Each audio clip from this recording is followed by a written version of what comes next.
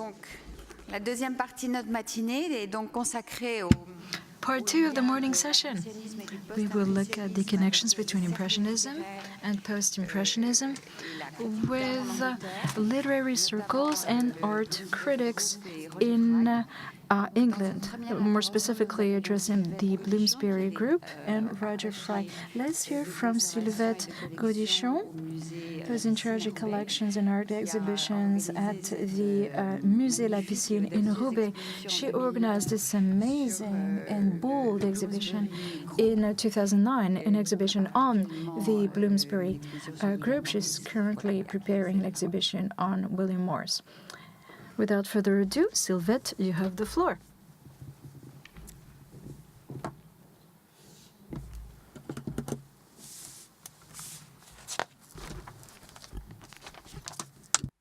Je vois que les Britanniques ont... Donc bonjour à tous. Je vais vous raconter une histoire, l'histoire d'un groupe d'amis. Good morning, everybody. Let me tell you a story. The story of a group of friends. A couple of years before Elizabeth and Samuel Courtauld started put together their collection, this group of friends got together and they were comprised of academia, artists. They were either friends or relatives. They were quite an elitist bunch, but they had informal ties, and this group of intellectuals shifted the lines in England. And that is not a decision that they made. Throughout the first half of the 20th century, the Bloomsbury group had friendly ties, and obviously they had an interest in that as well. They were interested in this commercial relationship that was built over time with the Courtaulds. That was interesting because the Courtauld, they were a couple, but they had this individual undertaking, this individual approach. And they all said that they were successful individually, but they would not have existed unless they had formed the Bloomsbury group. So the Bloomsbury group was born after 2 funerals and a couple of weddings. You're probably familiar with the Hugh Grant movie. Another fine example of English culture. So the first funeral was that of Queen Victoria, who died in January. Before Elizabeth II, she was the longest reigning sovereign. She was in power for 63 years and 7 months. And when she died, this brought to an end the Victorian era. The Victorian era was marked by industrial progress, but very few social advances.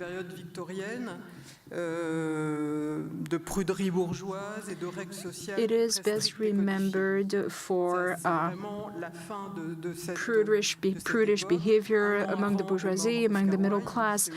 Victorian life was highly codified. And the other important funeral was in February. Leslie Stephen, the father, died. He was the father of 2 of the key members of the Bloomsbury group. This gentleman was a tyrant, as described by his 2 daughters.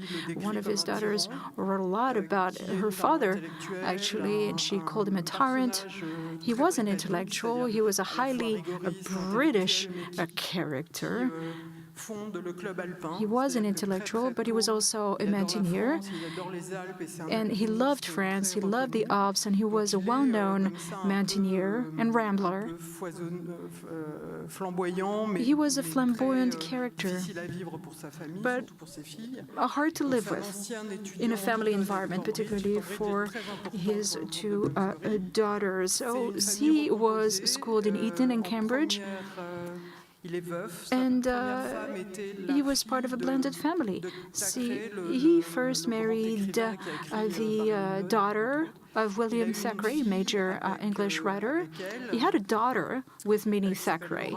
Her name was Laura, and very early on she was diagnosed as having a mental disease, as a developmental challenge, and so she stayed with Leslie Stephen's second family until 1891, when she was institutionalized until she died in 1945. Now, what about the mother? The mother was an important figure for the Stephen children. The mother, too, was married before. She was married to a barrister. She had 3 children, including 2 sons and 1 daughter. Virginia accused her half-brothers of sexual abuse, of incestuous sexual abuse. This has not been proven. It could be a fantasy. Biographers can't seem to agree on this period of Virginia Woolf's life. So the mother, Julia, comes from a family of intellectuals and artists, and the first picture is a picture of her aunt, Julia Margaret Cameron, a major Victorian photographer. She took a lot of pictures of her niece, and this is why Virginia Woolf's mother, Julia, was called Julia in honor of her aunt. Now, the second picture is from 1866, The Sabra Princess by Burns Jones, and the first picture is probably from the same time, and the third picture is a portrait of Jacques-Émile Blanche in 1889. So the mother, Julia, played an important role in the lives of both her daughters. She died in 1895. She was exhausted. She was so busy keeping this huge family together. She was maintaining 2 different households, and her husband was quite the tyrant. And so the 2 daughters blamed the mother's death on their father. She died of exhaustion, they said. Virginia was 13 years old at the time, and in 1897, her half-sister, the first daughter of her mother, who just got married and who served as a surrogate mother to Virginia after Julia died, well, her half-sister died early in her pregnancy. She died very quickly of disease. And this death of her surrogate mother was the very first time that Virginia showed signs of a mental illness. She had a nervous breakdown, but can you blame her? She just lost her mother and her sister in quick succession, so things were tough. So these are the Stephen siblings. These are the 4 children. So, and these are the core members of the Bloomsbury group. The first one is the youngest, Adrian, followed by Toby, Vanessa, and Virginia. This is a closely knit group. They do a lot of things together in the large home in London and also in their summer residence in Cornwall. So the 2 daughters, Virginia and Vanessa, decided very early that one of them would be a painter and the other would be a writer. And they made that decision when they were very young, and the entire family was used to the idea.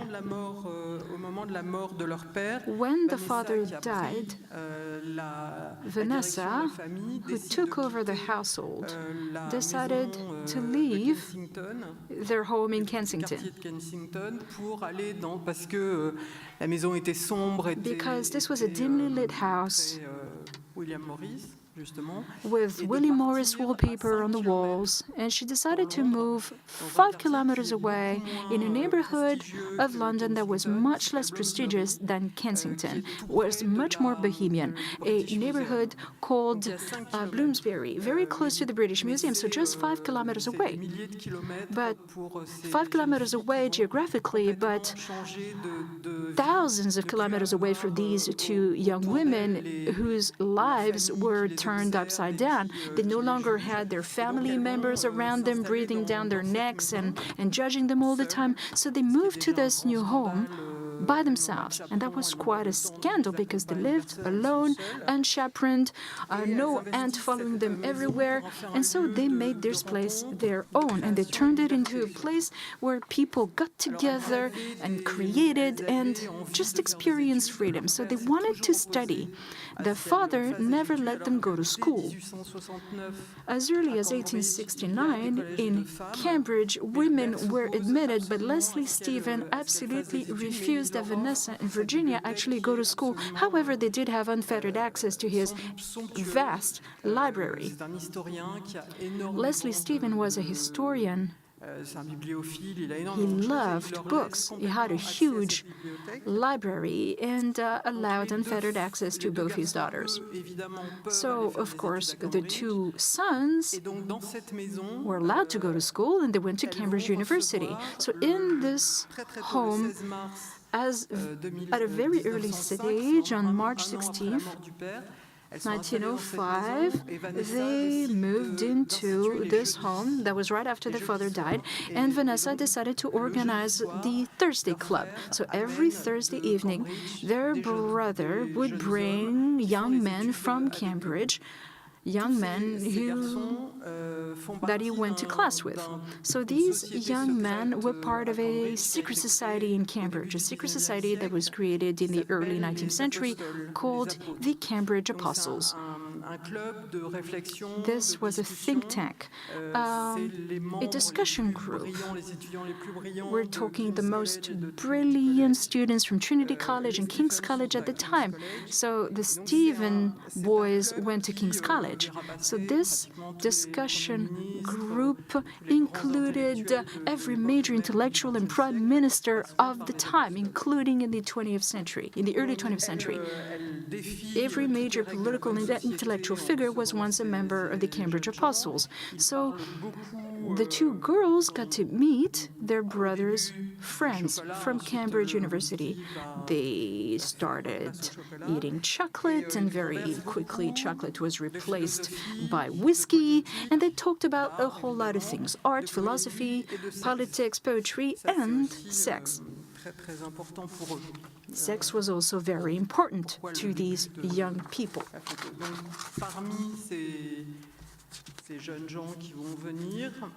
So a lot of people came to their house, including Clive Bell, who was an art critic. E.M. Foster, a novelist. Duncan Grant, a painter.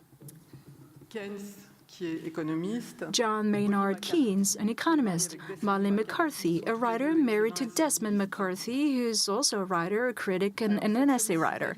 Saxon Sidney Turner was a civil servant, but the group liked him because he was also a musician and dabbled in composing.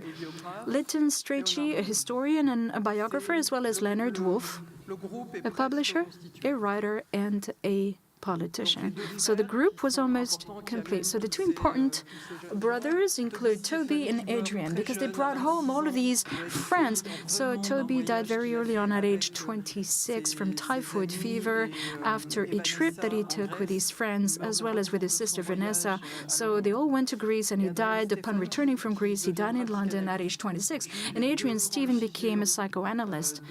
And then the two daughters,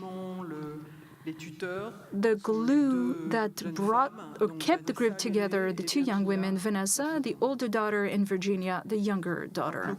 Vanessa was a painter, and Virginia was a writer. So the only thing missing, obviously, was, well, a wedding or two, because they all got married together, or they all had affairs with each other somehow. There were a lot of love triangles within the Bloomsbury group. So the first wedding took place in 1907.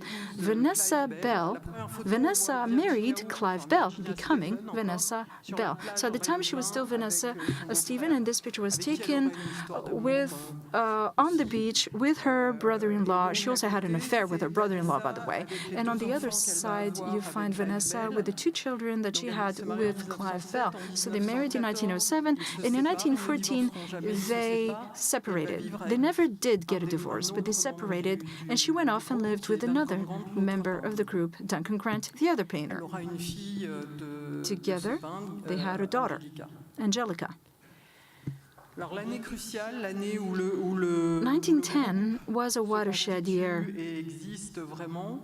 It was in 1910 that the group actually came together and truly started existing. So the very first event that marked their emergence was the so-called Dreadnought Hoax. Dreadnought was the HMS Dreadnought, a flagship of the Royal Navy. The entire country was very proud of this flagship, which was moored in Westmouth.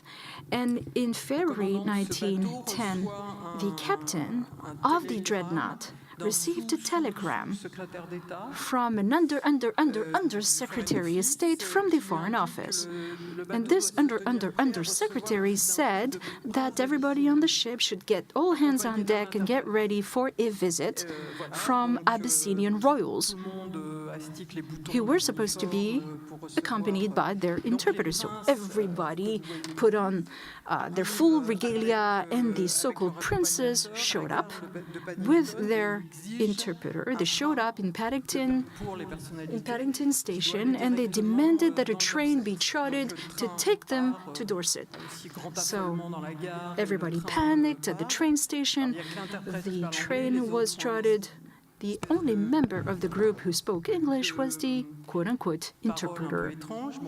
The other members spoke some kind of weird language, but if you listen closely, that was Pig Latin. So this group of so-called royals arrived on the ship. They visited the entire ship. The welcoming delegation could not find the flag of Abyssinia nor the national anthem, and so they played the Zanzibar anthem instead, and the Abyssinian royals didn't seem too perturbed by that. So they visited the ship. They handed over a lot of trinkets. They were very happy. And every time they were happy, they said bunga bunga. That is the origin of the term.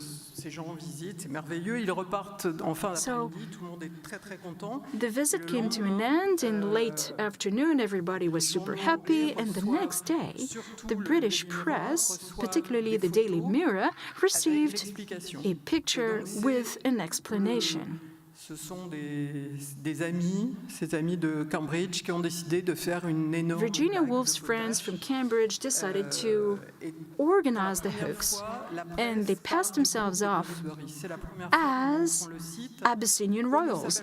And the press called them the Bloomsbury Group. They never called themselves that, but that was the very first time that the Bloomsbury Group, that term was coined. So the first quote-unquote royal sitting on the picture is Virginia Stephen. Standing next to him, standing is Duncan Grant. And the interpreter wears a hat, and that's Adrian Stephen, and the others are friends of them, students from Cambridge. And that was the very first time that their names appeared in the papers. These pranksters came from prestigious families, from aristocracy, from the upper middle class. They could have gotten into a lot of trouble. Instead, they just got a slap on the wrist. Now, the second important milestone in the emergence of the Bloomsbury Group was the holding of the very first Post-Impressionist exhibition in London in 1910 at the Grafton Gallery.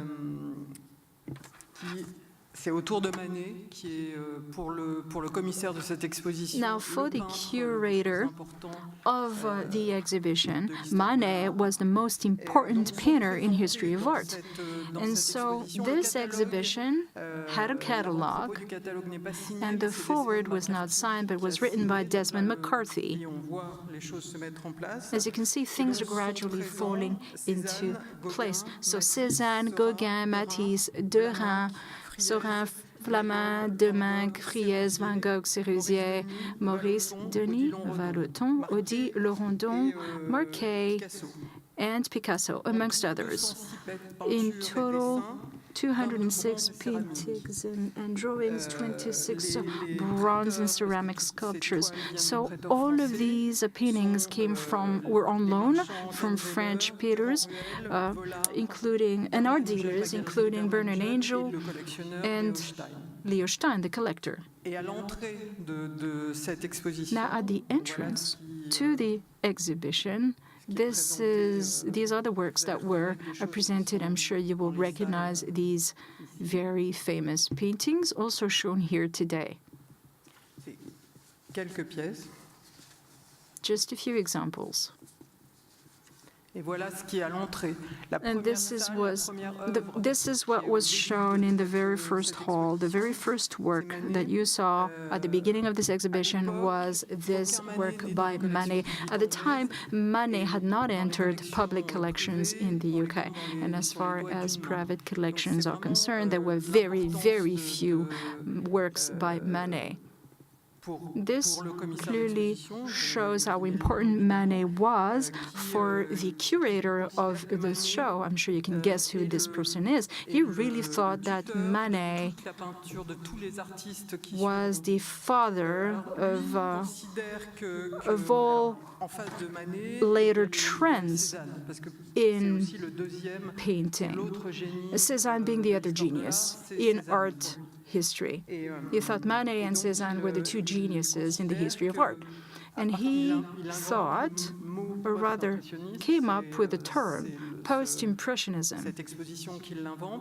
It is on the occasion of this exhibition that he coined the term. And he thought that Manet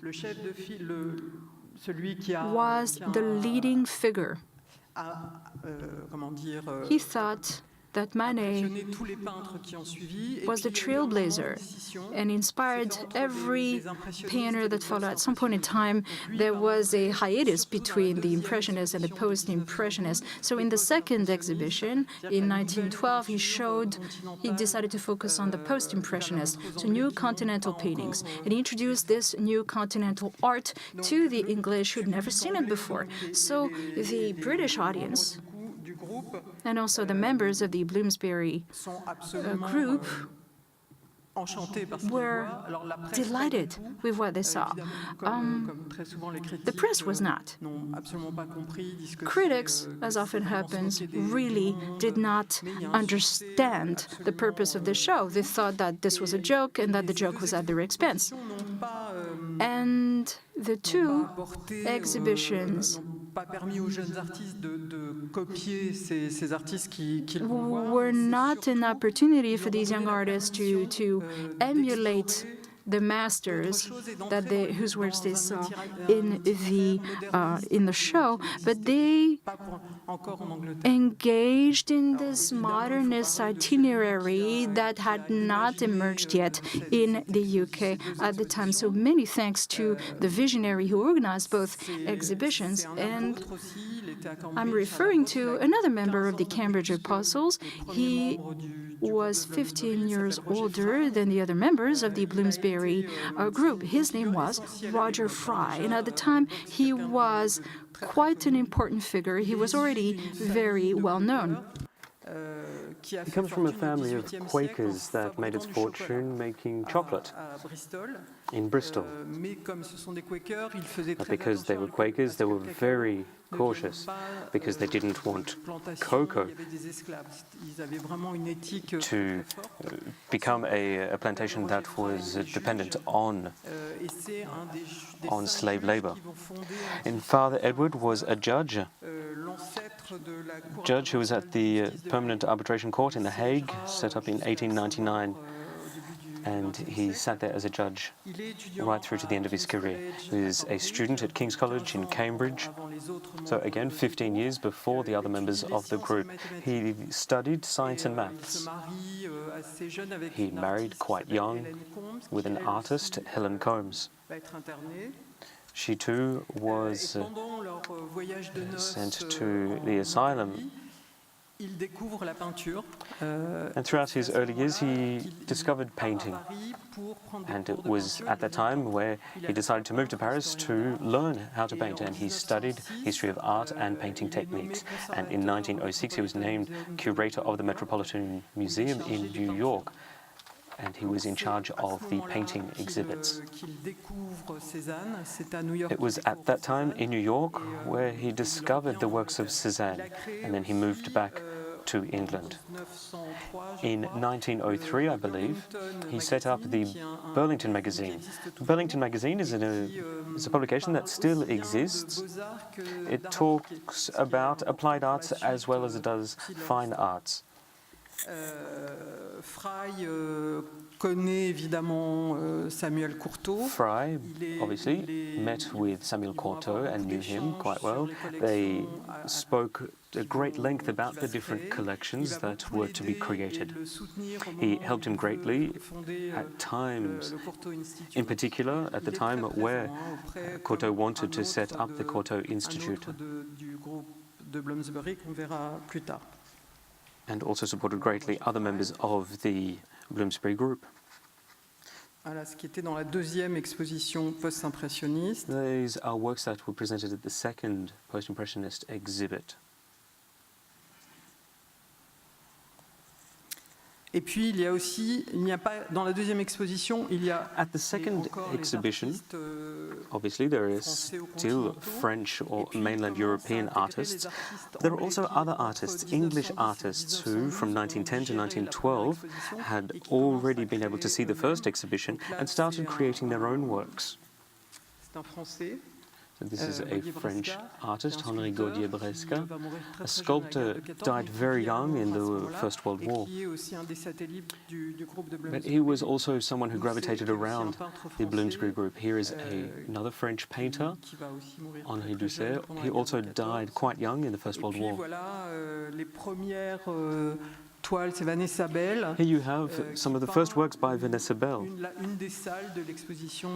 In this work, we can see one of the rooms from that second exhibition in 1912. Again, Vanessa Bell. What we can see is that all of the works here are very intimate, very personal scenes. They're not great landscapes here, they're very much what happens behind closed doors. Because these are artists who painted quite a lot. They had very fun lives. In fact, we can see a lot of scenes in their homes, in their townhouses, in their country houses, where we can see that the looks that they share with each other, that they're always very intimate with each other and very close. Here we have Virginia Woolf, painted by her sister. Roger Fry, painted by Vanessa Bell. Now we move on to the second wedding and the second marriage. Virginia, who marries Leonard Woolf. So he wanted to marry the sister, but, well, he waited too long, and in the meantime she had already married Clive Bell. So then there was a wedding with Linton Strachey, who was very much a rampant homosexual, but he said sure he'd marry her. And then instead of that, she moved on and decided to marry Leonard Woolf. It was more just a marriage of convenience, but they seemed to get on quite well. In 1913, Roger Fry, who was quite a wealthy man, decided that he was going to set up a workshop where modern art was going to be able to be brought into the home space. He travelled to Paris, and during that visit, he visited the Martin workshops. In the Martin workshops, it's where objects, decorative objects, were created, and it was set up by Paul Poiret. And this gave him the fantastic idea of creating daily objects created by artists, not artisans or craftsmen. So objects created by artists. Again, he moved and lived in a square because they always lived in squares, in major squares, and here the workshop was on another square. The driving impetus of the workshop, which was also its downfall, was that no artist would ever sign an individual body of work or an individual piece. It would be signed simply with an omega sign. And to be part of it, they had to spend a number of hours working in the workshop. Downstairs, there was a shop space, and there were also workspaces where the artists would be able to create the works and where people could see the artists at work. And it's something that we now see in a lot of museums, but back in the day it was quite new. It was that they had workshops for children, where the children from the local neighborhood could learn about art and try their hand at it. And they were taken inside the Omega workshop. It was very much an open space. There were a lot of young artists who worked within the Omega workshop. It was a way of earning a basic living. There was Paul Nash, Holden Williams, Augustus Jones, Stanley Spencer, and French like Gaudichon, just to name one of many. It all came to a head in 1919. But here you have a few works that were created by the Omega Workshop. We're able to identify this not only because we can see the artist behind the work and we can figure it out, but also because we can see that there's the logo of the Omega on these works. They created screens, curtains, cloth, material, a number of ceramic works, tables as well, chairs, chests, cupboards, wardrobes, all forms of furniture and decorative items that you could use in a house. This is one that is in the Courtauld Collection. It's a fantastic spinet that was painted by Roger Fry and is now in the Samuel Courtauld Trust. At the end of this workshop experience and this test, it was really an experiment, Roger Fry decided to keep all of the documents, and all of the documentation and all of the information behind this workshop was sent off to the archives for the Courtauld Institute. There are also some fantastic drawings for toys in these archives, because as they imagined interior decoration, they imagined the sorts of items that could appear in there. So they obviously imagined toys for children that could be used in nurseries. Here are a few rugs that were thought up. These were just draft sketches, if you will, for a few rugs that are now in collections in Germany. But obviously Roger Fry continued painting.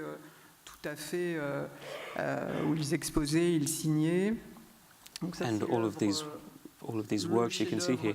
This is probably Vanessa Bell's masterpiece, which is now at London Tate, and it was made in 1912.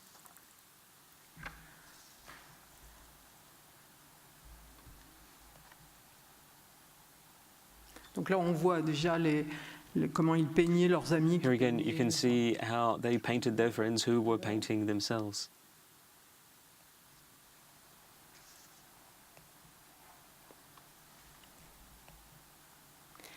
Voilà, en 1900, alors, il continue à créer même quand Omega Workshop creating during the Omega Workshop, but also even after the workshop was closed down. They continued creating furniture and decorative items.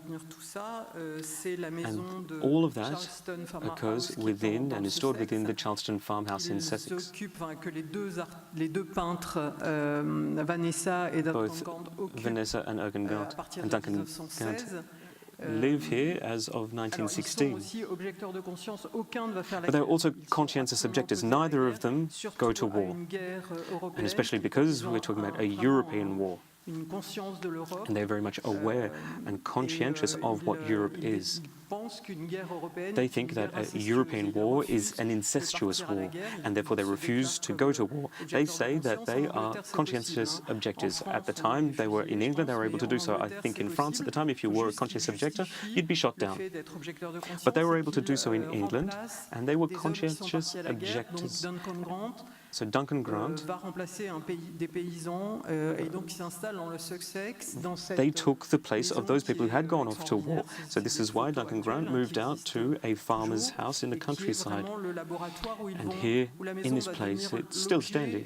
et le sujet de You leur, can de leur really art. see Donc, everything Vanessa that et Duncan breathed s'installent life dans- into dans their cette art. maison avec leur fille, They set up a family here with their daughter who et l'amant was born de a little Duncan, later. qui épousera ensuite la fille du couple. And Duncan, Voilà. who C'est, also moves in with them, and he would go on to marry the Angelica couple's Garnett, daughter, qui a- Angelica Garnett. Elle n'a pas eu de très bons souvenirs du She couple de- doesn't have many fond memories of the Bloomsbury group. In fact, she wrote assez décapant. quite a damning book on the Voilà matter. la maison où ils décorent absolument tout. Ils You can peignent see the house. absolument They tout. decorated absolutely Et everything. ils They se painted baignent dans everything. They even ce paint décor themselves aussi. Le papier in peint, this les setting. meubles, ils You've got récupèrent the tout wallpaper, ce qui traîne pour, anything that il y is a sitting une around that you could anecdote, find, ils recevaient they pas paint mal it. de monde, et donc Just ils as an empruntent des anecdote, they tables loved à having des- people à des over, paysans, and they would often borrow et, tables from ils rendent the les local tables peintes, farmers, parce que and when they would give those tables back, well, they would have painted them in the meantime. dans la région, il y a apparemment beaucoup d'œuvres. In fact, apparently in the region there are quite a lot of items of furniture that you can still find today that were painted by the people living in the house at the time. Virginia and Leonard Woolf set up their own editing house. The main aim was to help Virginia because she had a number of health issues, and Leonard helped out by setting up this publishing house. He asked his sister or other members of the Omega Workshop to actually come up with the title pages or the covers for those books. So they published their own books, but on top of that, they published a lot of other English authors and foreign authors of their day. In the catalogue, you have T.S. Eliot, Catherine Mansfield, William Foster, Escher Wood, Bertrand Russell. But you also have in the catalogue Gertrude Stein. They actually publish, translate and publish Freud and Rilke, and a whole range of Russian novelists who, like Chekhov, who hadn't then, at that stage, been yet translated into English. So they have quite a vast, extraordinary catalogue of published novels. They published Ulysses by Joyce as well. Ils sont beaucoup écrits, donc on sait beaucoup de choses. Et, so there's a lot that is written about this, so that's why we know a lot about this, but Ulysses by Joyce, it's very much like Mrs. Dalloway, a day in the life of a person. And she was writing at the time, so why publish a book if someone else has already had the idea? So actually that's why they chose not to publish it in the end. The 1920s are probably the pivotal years for them. It was in the 1920s that they really gained considerable notoriety. Keynes founded in 1925 with Samuel Courtauld the London Artists Association. The aim of the association was to enable artists to have a regular inflow of money. Keynes, as we all know, is a great economist and really became known as of 1919 because he wrote about the economic consequences of peacetime. And he was able to imagine what was going to happen in the coming century in light of that inherent peacetime that they were in. Instance Strachey, as well, also an eminent figure of the group, became quite successful when publishing his works. He is a historian and biographer who wrote a lot about the Victorian era period. He was quite damning of the period, in fact. He wrote a biography also about Elizabeth Essex. They were the first people of their time to have the first personal exhibits of Duncan Grant and Elizabeth Bell. Commence à aussi avoir Leonard Woolf est socialiste. I should just point out that Leonard Woolf was a socialist, and he and Samuel Courtauld had many lengthy discussions about service, about civility, and he actually had quite an important political life. Virginia Woolf published Mrs. Halloway, or the first edition of Mrs. Halloway, which is considered as being the really first modern novel. It's certainly in the West, at least. By the 1930s, 30s mark the beginning of the end for the Bloomsbury Group. Linz Strachey dies following some complications with his stomach. Carrington suicides a few weeks later. Roger Fry died following a fall in his own home in 1934. De son cercueil, donc personne ne le verra à part elle et lui. Et il est enterré à Cambridge. He was actually buried in Cambridge, and his wife was actually buried in the coffin with him. She slipped inside before anyone could notice, and she was actually buried alive. And that the inside, of the coffin was painted before his death. Again, these are all very important figures. Here on the screen, you have Julian Bell. Julian Bell is the favoured nephew of Virginia Woolf, the elder son of Vanessa,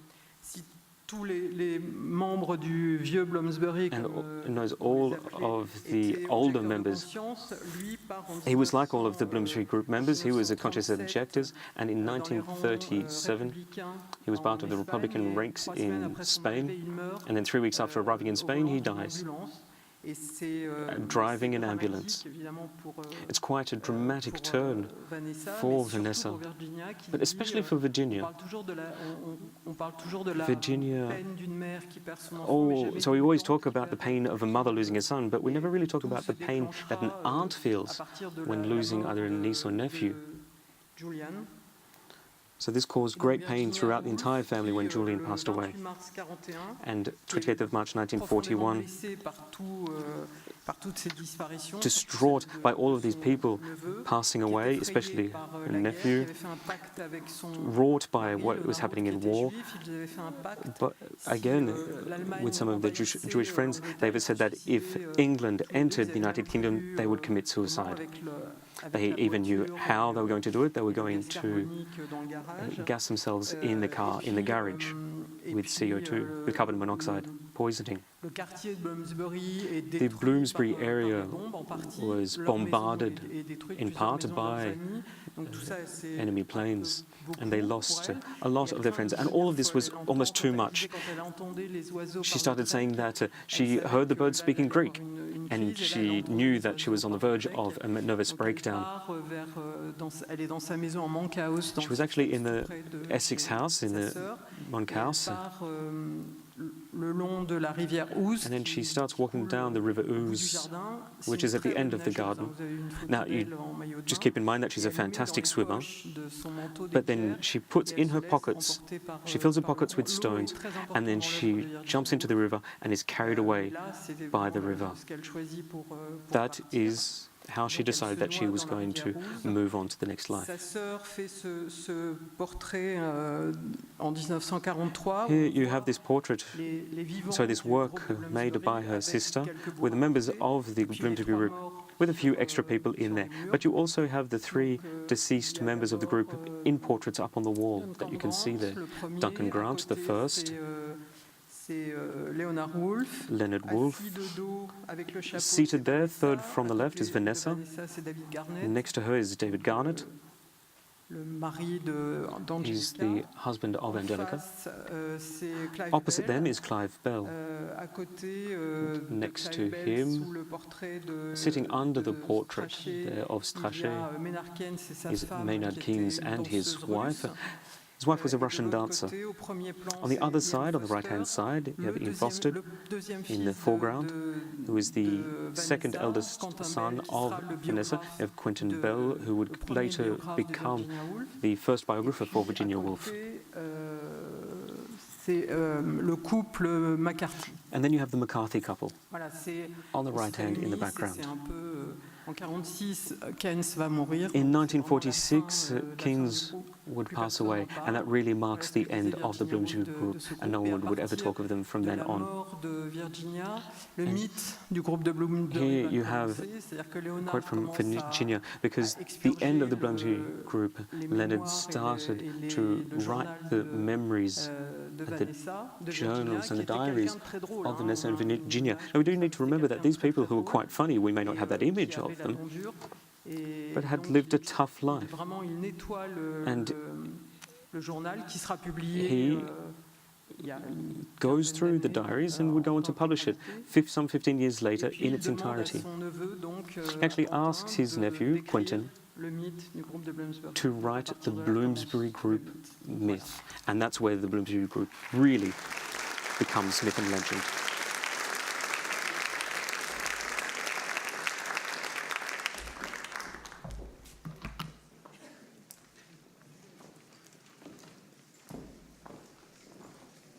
Merci beaucoup pour Thank you very much for such diverse insight into this part of our history. We'd now like to welcome to the stage Anna Gruetzner-Robbins, Canadian art historian specialized in art in England, and she will speak to us about the role of Roger Fry during the first two exhibitions in 1910 and 1912.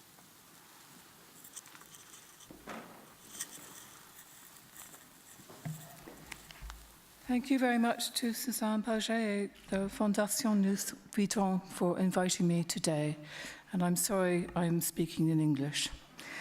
I was asked to talk about the connection between the Bloomsbury Group and Samuel Courtauld, and I wanted to, first of all, emphasize their difference rather than their similarities. And I thought that the best way to do that would be by showing you these two sets of images. The first is another interior shot of Charleston, which you've just seen, the farmhouse in Sussex where Vanessa Bell and Duncan Grant lived, but Maynard Keynes, the economist, also had a room. He wrote The Economic Consequences of Peace at Charleston, or largely wrote it there, although he was a Cambridge academic. He was also Duncan Grant's lover. Keynes was an extremely influential economist. He persuaded the Treasury to release money at the end of the First War for the director of the National Gallery and Keynes to go to Paris and buy pictures from the sale of Degas' studio. They came back with an extremely important collection of French painting, which is now in the National Gallery of London. But Keynes also used his own money to buy this wonderful Cézanne still life, which is now in the Fitzwilliam Museum, together with Keynes' other pictures. The story that is told, and I'm sure it's true, is that Keynes was dropped off at the lane, which runs up to Charleston. Here you see Vanessa Bell's painting of it, and decided that his luggage was far too heavy to carry the painting together with the luggage, left the Cézanne in a hedge at the end of the lane, and sent Duncan Grant to fetch it. Of course, it was a tremendous surprise, too, and finding a Cézanne in a hedge, even in 1918, must have been a rather extraordinary experience. The picture then hung at Charleston for some time before it was then moved to Roger Fry's studio. So it's a very important Cézanne for the Bloomsbury Group, and it also, I think, became a kind of talisman for them. Virginia Woolf wrote about it shortly after it came to Charleston, and she described Roger Fry and her sister, Vanessa Bell, the painter, and the way in which they perceived this painting. I think this is a very important comment that she makes, because it gives us a sense of just how different and how wonderful these paintings by these French artists seemed to these English artists at this particular moment, English artist and a critic too. Fry was both a critic and a painter. She said, "It was a question of pure paint or mixed. If pure, which color, emerald or viridian, and then the layering on of the paint, and the time he'd spent, and how he'd altered it, and why he painted it." That seems to me to sum up the extraordinary attentiveness that both Fry and others in the Bloomsbury group gave to this very new painting, which Fry had first introduced to England in 1910. Courtauld was connected to the Bloomsbury group. He certainly knew Maynard Keynes and Roger Fry in the 1920s when he sat on various art committees with them, and he also mixed socially to some extent with some members of the Bloomsbury group. But he was a very different kind of person, a very different collector, certainly. And I think if you think of the difference between the image of his house on Portman Square, Hume House, where he lived during the 1920s until he gave it to the University of London for the study of the history of art in 1931. This is an interior shot, which you see on the right, and this very elegant man stepping out of a cab, together with a picture of one very important dealer and advisor for Courtauld, Percy Moore Turner. We're looking at a different way of living. We're looking at a completely different level of wealth. And, but what these two collectors shared, or these two purchases of Cézanne shared, was an absolute love, both of Cézanne and other kinds of modern French painting. The Bloomsburyites, as they're called, could be snobbish and indeed cruel about Courtauld and his extreme wealth and his association with industry. And clearly, they did live in a very different way from the Bloomsbury group. I discussed this talk very briefly with an 89-year-old friend of mine who knew Courtauld, and she said he couldn't possibly have been a Bloomsburyite. He was a Huguenot. And of course, he did have a very different kind of moral code from the Bloomsbury group. But nevertheless, as I said, they did share this absolute love of French painting. They did see each other socially. And in fact, this is rather sadly the only rather bedraggled photograph, you can see it has a tear in it, photograph which I could find, which shows the Courtauld, Samuel and Elizabeth, with Ottoline Morel at Garsington. There are various Bloomsbury letters and diaries which record other meetings between them, but I think it's very telling that Courtauld certainly would not have been included in the paintings which you've just seen of the Memoir Club by Vanessa Bell. He wasn't part of this intimate circle. I couldn't resist, though, citing this letter from Virginia Woolf to Vita Sackville-West, who had been a lover of Virginia Woolf at one point, about a party at the Courtauld house on Portman Square, where she apparently lay down with Ottoline Morel, who you see here, on the thick carpet under some of the Courtauld Cézanne pictures. And she complains that Ottoline talked incessantly about the Cézannes. It's a rather, it's a letter written partly in jest, but I think what it does show is the extraordinary kind of, relaxed behavior of the Bloomsbury group, but also the increasingly intimate knowledge that they gained of these pictures by going to Portman Square and seeing them in the Courtauld residence. I'll go back to this at the very end of my lecture because I think, in fact, these particular Cézanne pictures were very important for Virginia Woolf, and in particular for her novel To the Lighthouse. Well, we know that Courtauld admired Roger Fry and that he knew his writings on modern art well, but their first documented meeting did not take place until May 1925. It does seem, though, that Courtauld did see the exhibition which you heard about a moment ago, the very important exhibition, Manet and the Post-Impressionists, which Roger Fry organised with the help of Desmond McCarthy in 1910. This was an absolutely shattering event in London. There were over 300 pictures. There were a very large number of pictures by Manet, Cézanne, Van Gogh, and Gauguin. and fewer quantities by Matisse, Picasso, and some of the other French artists who were mentioned this morning. But when looking at the criticism, the art writing on this exhibition, which was some of which was very favorable, by the way, concentrated on these paintings by Cézanne, Gauguin, and Van Gogh. They were the artists who interested British critics most.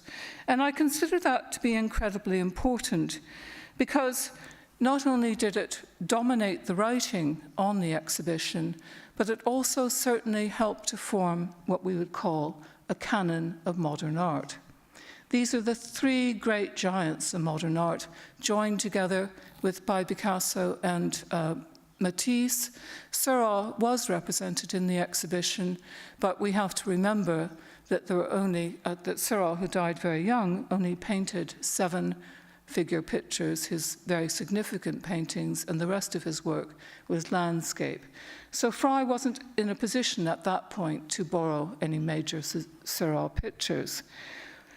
The paintings, almost without exception, came from French dealers, with the exception of a few Van Gogh pictures which were borrowed from Germany, and other Van Gogh pictures which were borrowed from Van Gogh's sister-in-law. And so I can't really emphasize just how important this exhibition was. And 2 years later, it was dominated by this second exhibition, which, as you can see, and I'm very pleased that Sylvette has decided that the picture in the Orsay of the Matisses in that exhibition is by Vanessa Bell. I have absolutely no doubt that it was, although it's usually attributed to Roger Fry. We know, I think, we certainly seem to know that Courtauld, at the age of 34, visited Manet and the Post-Impressionists. I think that the exhibition had a very profound effect on the collecting patterns that he established in the 1920s when he had the money to buy paintings. But also, too, I think that various pictures in that exhibition were ones which created a lasting impression in his imagination. When he walked into the exhibition in 1910, he would have walked through the octagonal room which you see in the upper right in the floor plan. He would have walked into the room which you see here on the right. Unfortunately, as far as I know, there are no installation photographs of Manet and the Post-Impressionists.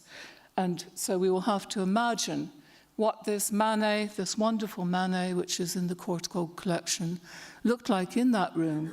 And these are the Manet pictures which surrounded it. The bar at the Folies Bergère was the picture which stood out. It was a far bigger picture. It was a far more important painting than any of the other Manets. Now, Courtauld believed that an art lover, as he called it, should rely on his initial spontaneous reaction to a picture. And although I have no evidence to say that this was the case, I can imagine that his very first sighting of this wonderful Manet fixed itself in his imagination. Now, of course, we see it as Manet's last great painting. But the other remarkable thing is this is not the way in which it was viewed at the time. It was illustrated in the periodical, the Illustrated London News. You can see this here in a rather bad image together with another one of the Manets. And it did appear as an illustration in some of the other press reviews. But the British critics had very little to say about it. Roger Fry was very ambivalent about Manet. He really didn't have very much to say about Manet at all in his writing on the exhibition. And Sickert, the British painter who you may not have heard of, but was a very influential figure in Britain because he had known Degas, knew Degas very well, had formed a collection of Degas, and was also a very prolific writer on art, called the bar at the Folies Bergère a wreck of a painting. So there's very little in the writing at the time to buoy up Courtauld's enthusiasm for the picture. Of course, now there are entire books devoted to this painting, and it's seen to be an extremely important painting for our understanding of Manet. But this is not the case when Courtauld first saw it, by any means. As I mentioned, Gauguin was also very well represented in the exhibition, and I'm showing you this picture by Spencer Gore, a British artist who was included in the second Post-Impressionist exhibition, who Fry probably would have liked to have had much more to do with than he did, but Sickert nabbed him and made him one of his Camden Town group, which was a kind of a group which saw itself slightly in opposition to the Bloomsbury group. This is a painting by Spencer Gore, which was commissioned by the educationalist Michael Sadler, who was the Vice-Chancellor of Leeds University, to commemorate his purchase of these 3 Gauguin pictures. And 2 of them, The Spirit of the Dead Watching and The Vision of the Sermon, were in Manet and the Post-Impressionists. The 3rd was Sadler bought from the French dealer Vollard shortly after the exhibition. It's a rather extraordinary collection of paintings and really speaks rather remarkably about Sadler as a collector who had far less money than Courtauld, who was always buying and selling to support his new enthusiasms for paintings. But Courtauld knew of this collection, and he rather desperately wanted, I think, to buy The Spirit of the Dead watches. It eventually was sold to the Albright Knox Gallery in Buffalo. He didn't succeed in buying it, but I think it's one example of a painting which again stuck in his imagination and which explains possibly why he bought this other wonderful Gauguin for his own collection, Nevermore of 1897. Because I think you can see that there are similarities between these paintings, that it would be wrong, I think, to say that one echoes the other, but certainly if he wanted the Gauguin that Sadler owned, it's easy to imagine that he would want the Gauguin that he bought. He was also, I should say, encouraged by Roger Fry to buy Nevermore. He also wanted Keynes's little still life, the Cézanne apples, and didn't succeed there either. So he is a collector who I think had an incredibly good eye, was incredibly enthusiastic, and extremely determined when he wanted to buy things.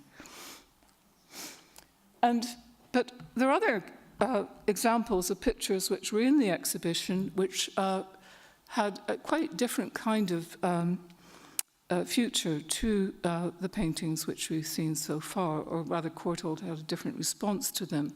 Because, in fact, he did buy the painting of the Post-Roulin by Van Gogh, which was in the Manet and Post-Impressionist exhibition. And it then went, or rather he bought a version of it, I'm sorry. The one that was in the exhibition is the one in the Barnes Foundation. Courtauld bought the one underneath, which is now in Philadelphia, Museum of Modern Art in New York. But he didn't keep it for very long. He kept it for a very short period of time. And it's curious, I think, because this is a picture, the Van Gogh picture, that is, which was considered to be incredibly disturbing by British critics. Desmond McCarthy, who helped to organize the exhibition, was very aware of the kind of controversy it would elicit, and wrote to Molly McCarthy, his wife, just before, sorry, that should be 1910, not 1913. He wrote to her just before to say that this is a picture which was going to send people to the turnstiles asking for their money back. They did charge an admission fee to the exhibition because it's so disconcerting. It's too much for the British critics. And I think that one only has to think of the kinds of society portraits which were very, very popular in England at the time to understand some of their reaction. McCarthy gave a lecture in London at the time of the Leicester Gallery exhibition of the Van Gogh paintings. The Leicester Galleries was a dealer's gallery, which carried on in the tradition which Manet and the Post-Impressionists had established by having solo exhibitions by Gauguin and Van Gogh and some of the other artists who had been represented in Fry's shows. And McCarthy gave a lecture at the Leicester Galleries where he remembered some of the responses to the Van Gogh paintings in 1910. And so it is possible, very possible, that possibly McCarthy did in fact mention this furor to Courtauld. It may be why Courtauld changed his mind. I don't know. That's just a supposition on my part. But certainly he may have decided that it was just too big a risk hanging that picture in the refined surroundings of Portman Square.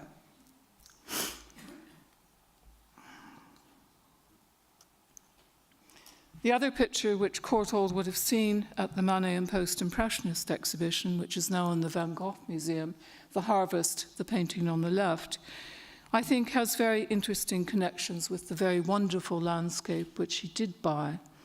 This is a picture which Van Gogh's sister-in-law lent to Joanne Bonneger, and it may be that he wasn't simply able to buy it, or it may be that he simply wanted a similar kind of landscape. And in this respect, his purchase reflects the kind of reaction to Van Gogh that we see in London in 1910. Because although Van Gogh's portraits elicited a tremendously kind of angry response in British critics and also in the public, his landscapes were very well liked. And there was also a huge controversy, or rather unpleasant, I would say, and disturbing writing about Van Gogh's mental health, which reading today makes for extremely unpleasant reading. But although the critics were quite happy to write about his mental health, they always and used it as an explanation for any paintings which they found disturbing, any paintings which they didn't like. They would say, oh, well, he painted these while he was mad. But the paintings which they liked, they always assumed had been painted by someone who was not mad.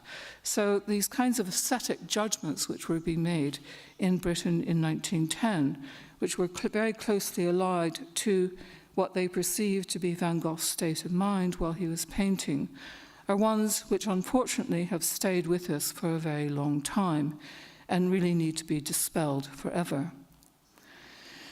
So the landscapes were admired, and it may be that this is why Courtauld bought this picture, but I think, as I say, it's also a picture where there's an echo of a painting which you would have seen earlier.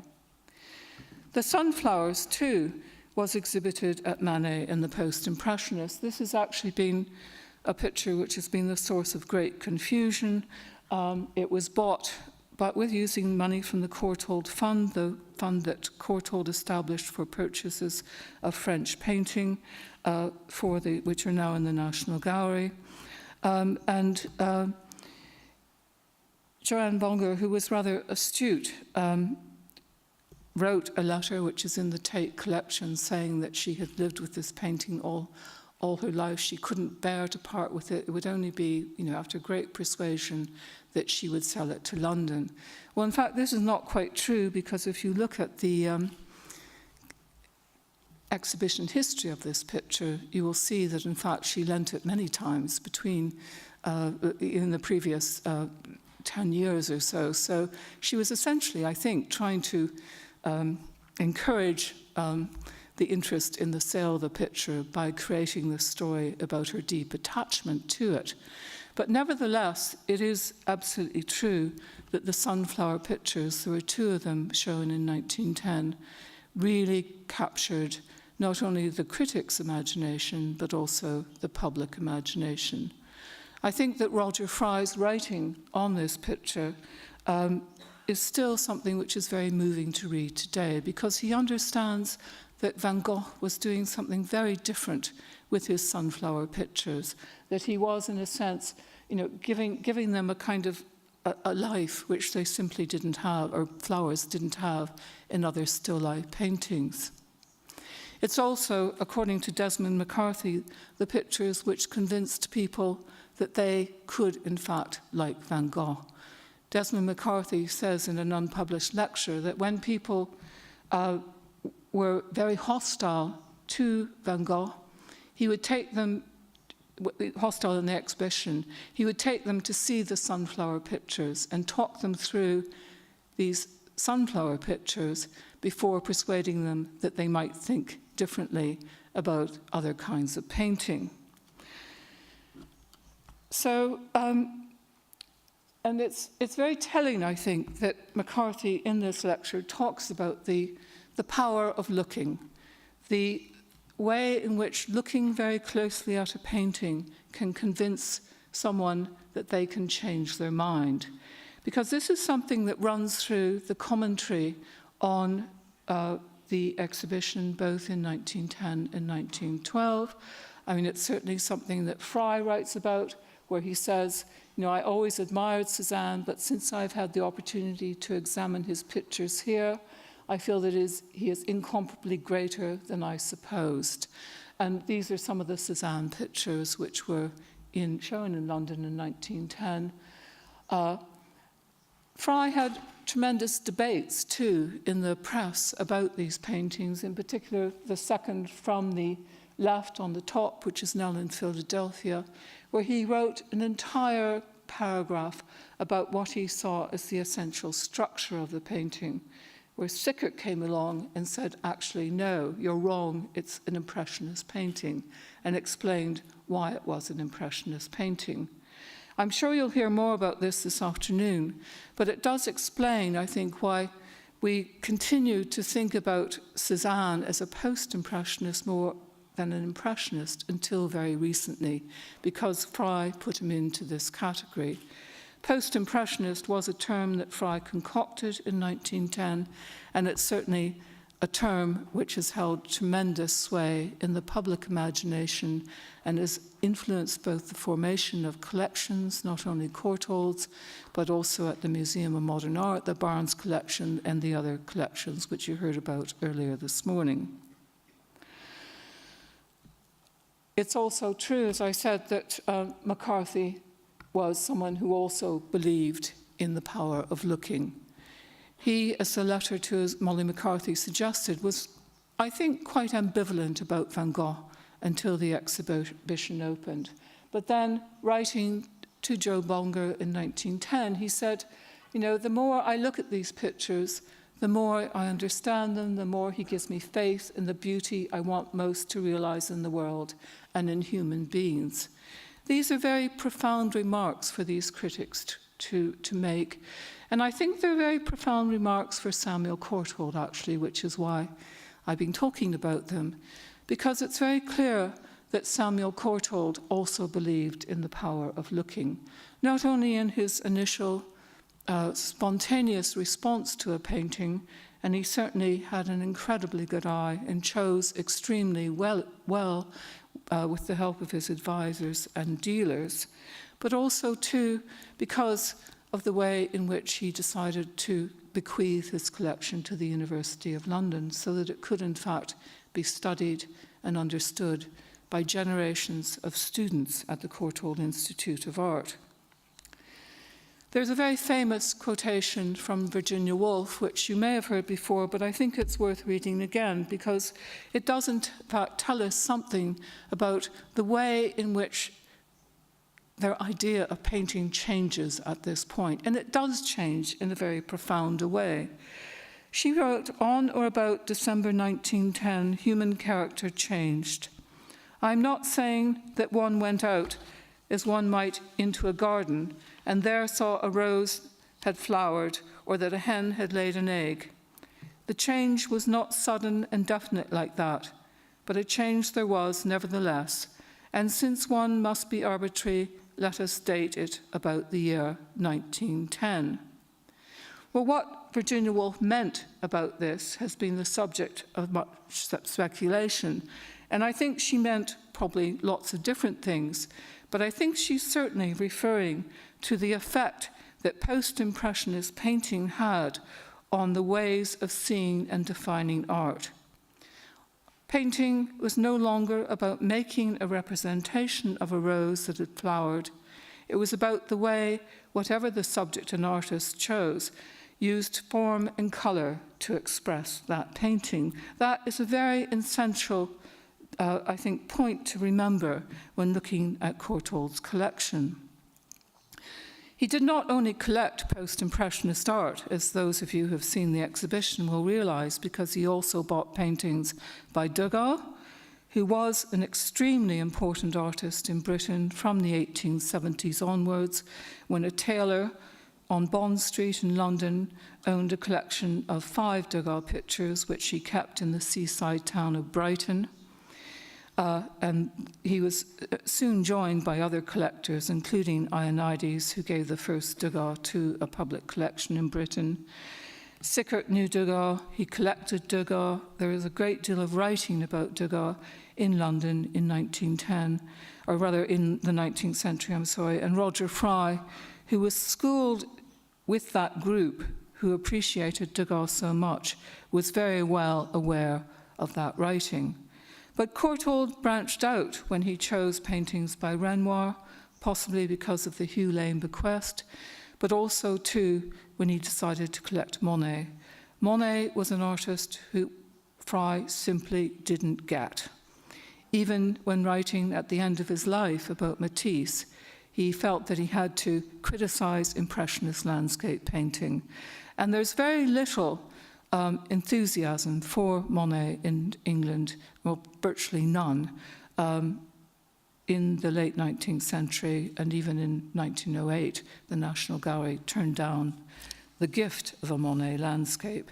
So Courtauld is setting out in a new way when he buys Monet. These are all things possibly which, which are all extremely important, which explain the importance of the Courtauld collection. But the other thing which I think I want to point out too is that it is a collection which not only artists learn from in all sorts of ways. One only needs to look at particular paintings by Vanessa Bell or Duncan Grant or Roger Fry to understand the significance of this collection for them. But also too, I would suggest, Virginia Woolf.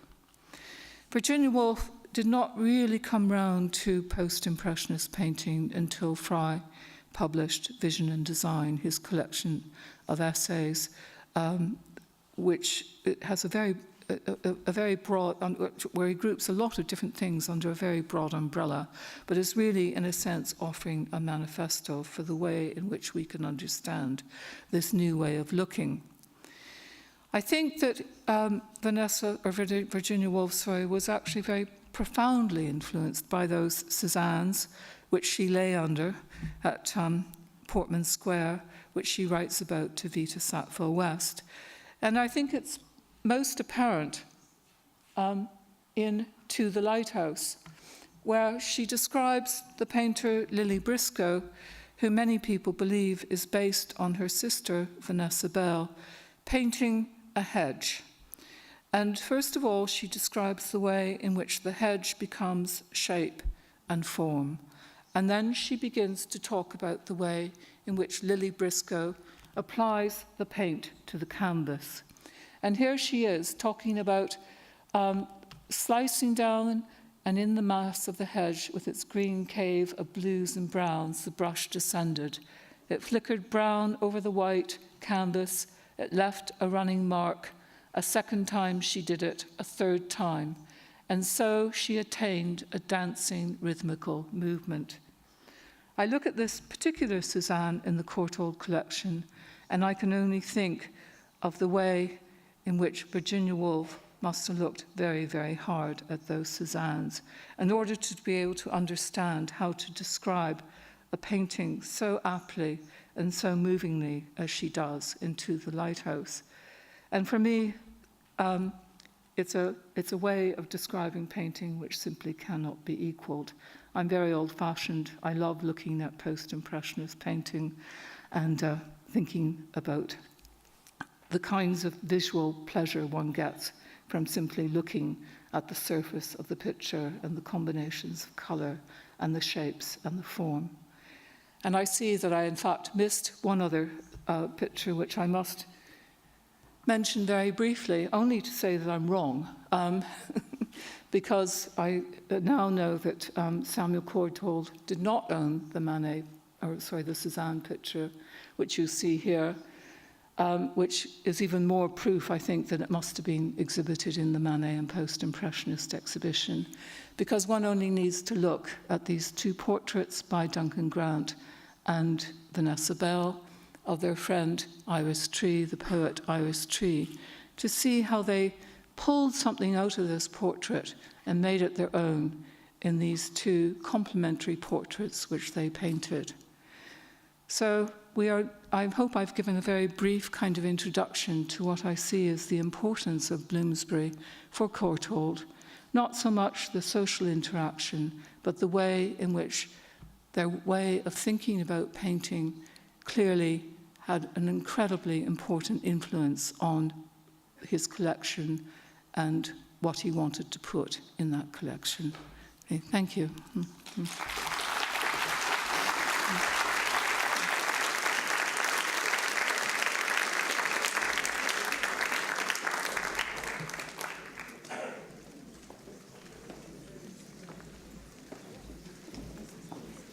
Je vous remercie infiniment. Many thanks. That was so interesting. And thank you for sharing with us these images from the 1910 exhibition. We know how important that exhibition was. So let us reconvene at 2 p.m. for the rest of our symposium. We will discuss collecting Cézanne.